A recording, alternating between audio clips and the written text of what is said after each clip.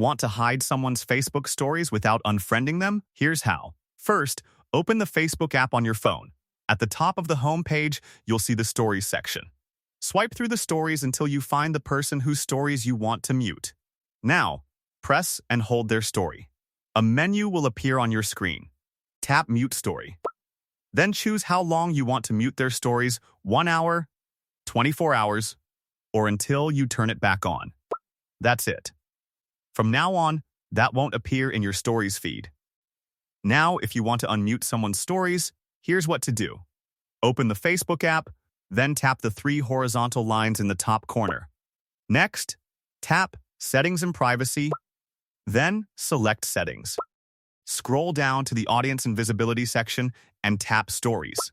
Now, tap View next to stories you've muted. You'll see a list of everyone whose stories you've muted. Find the person you want to unmute, then tap Unmute next to their name. That's it. Their future Facebook stories will start showing up in your feed again. I hope this video helped you. Don't forget to like this video and subscribe to the channel for more simple tutorials. Thanks for watching.